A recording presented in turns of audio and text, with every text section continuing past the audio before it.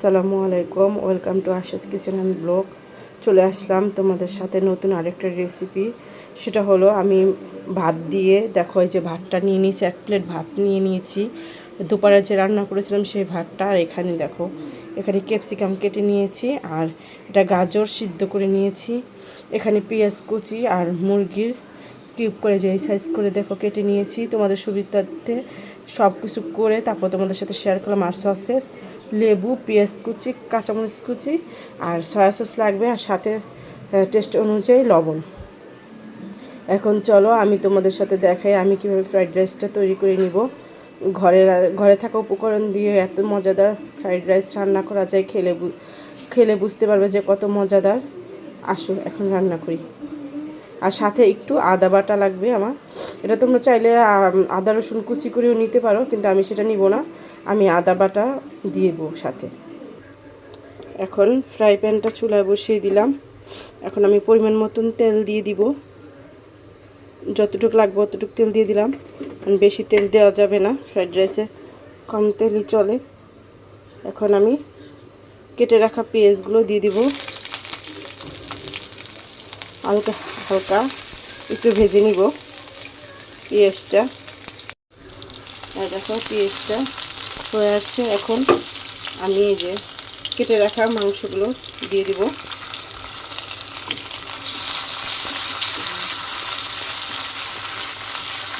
একটু ভেজে নিব, সাথে একটু লবণ দিব আন্দাজ মতন।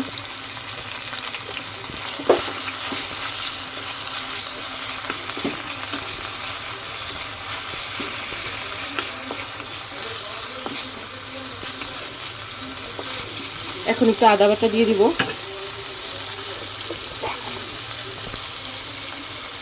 অল্প একটু আদা বাটা দিয়ে দিলাম।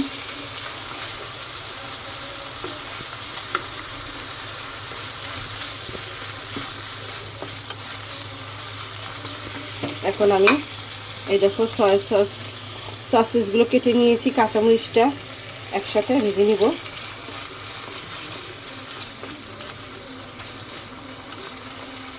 সাথে আমি এই যে গাজর আর ক্যাপসিকাম কুচিটাও দিয়ে দিব।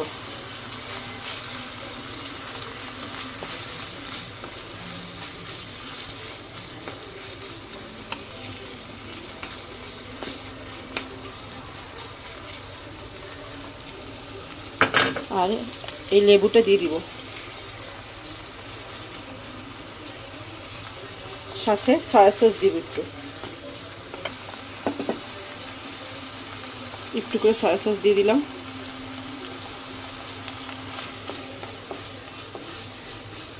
এখন একটু ভাজা ভাজা করে নিব। এখন আমি একটু ধনিয়া গুঁড়ো দিয়ে দিব, এই যে, আর একটু অল্প একটু মরিচের গুঁড়া দিয়ে দিলাম স্বাদের জন্য। এটা না দিলেও পারবে, এটা দিয়ে তুমি চাইলে ব্ল্যাক পেপারও দিতে পারো। আমি একটু মরিচের গুঁড়া দিয়ে দিলাম টেস্টের জন্য। কত দারুণ লাগতেছে দেখো। আর সাথে আরেকটা জিনিস দেবো, একটু চিনি দিব। আর তোমরা চাইলে একটু টেস্টিং সল্টও দিতে পারো।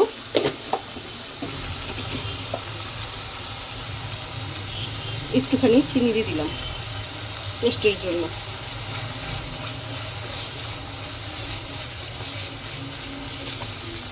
এটা তোমরা বাচ্চাদের সকালে টিফিনেও দিতে পারো।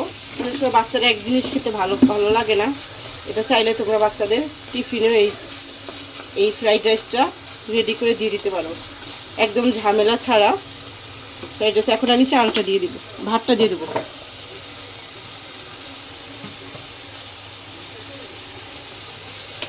আমার 2 মেয়ের জন্য আমি এই নাস্তাটা রেডি করলাম।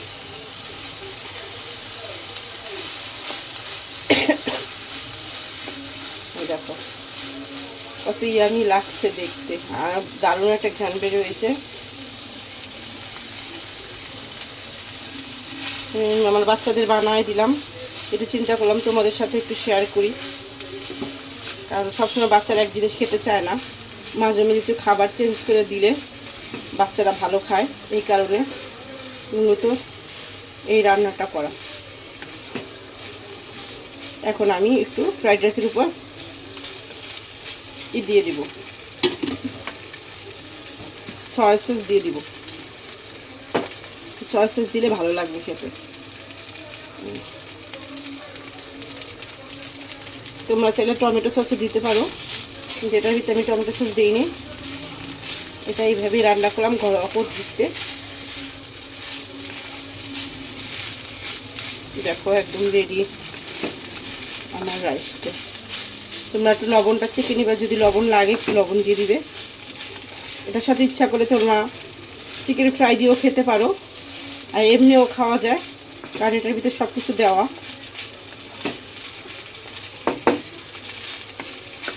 হয়ে গেল আমার ফ্রাইড রাইস।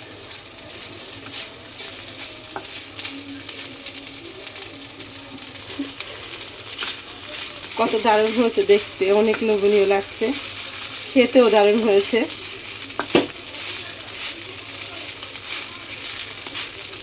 বাচ্চাদের টিফিনে স্কুলে দিয়ে দিতে পারো, বাচ্চাদের টিফিনের জন্য, বাচ্চাদের নাস্তার জন্য। কারণ বাচ্চারা এখনকার বাচ্চারা একটু ইউনিক ইউনিক জিনিস খেতে পছন্দ করে। এটার জন্য এই ভাত দিয়ে সবসময় তো ঘরে পোলাও থাকে না, ঘরে ভাত দিয়ে এত মজাদার ফ্রাইড রাইস তৈরি করা যায়। দেখো, এই দেখো আমার ফ্রাইড রাইসটা পুরো রেডি। কেমন হয়েছে অবশ্যই জানাবে। আমার ভিডিওটা যদি ভালো লেগে থাকে অবশ্যই লাইক দিয়ে কমেন্ট করে শেয়ার করে দিবে। আর বাচ্চাদের জন্য বিশেষ করে আমি বাচ্চাদের জন্য এই রেসিপিটা তৈরি করেছি। সব বাচ্চারা সব জিনিস খায় না, এই কারণে এই যে ঘরে থাকা উপকরণ দিয়ে বাচ্চাদের এইভাবে মজাদার একটা ফ্রাইড রাইস তৈরি করে দিতে পারবে ভাত দিয়ে। আজ এ পর্যন্তই। আল্লাহ হাফেজ, ভালো থাকবে, সুস্থ থাকবে। আসসালামু আলাইকুম।